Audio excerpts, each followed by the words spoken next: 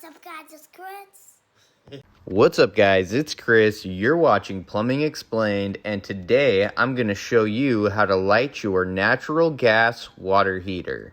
I'm going to be demonstrating on this Bradford White, but the process should be pretty much the same for any natural gas water heater that has an electronic ignition system, meaning you don't have to light it with a lighter or a match. So you're going to want to turn the little knob on the gas control to pilot. Once you have it on pilot, you're going to hold that knob in, push it in, and keep it depressed for a good 15, 20, maybe even 30 seconds. So what we're doing is drawing the gas from the gas line down into the ignition system so that we can catch it with a spark and ignite the burner. After having the button depressed, you're going to start pressing the little black button right beneath it. That's going to be what throws the spark to catch that gas. You'll hear the flame ignite. After I hear the flame ignite, I like to hold the gas down until the little green LED starts to flash. That should only take a few seconds for the LED to come on. So I look through the view window to make sure that my flame is nice and strong.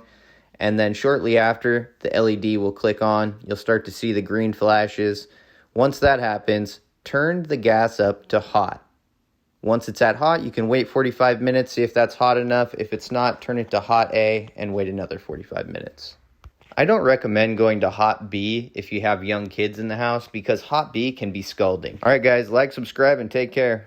Drain B in the pain, the brown won't go down.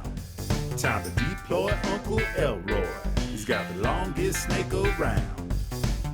Need to clear your pipes without any gripes.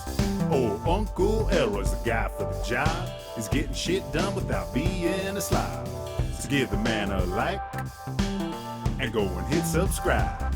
You're gonna save you money, save you time. He'll teach you how to plumb. He won't charge a dime.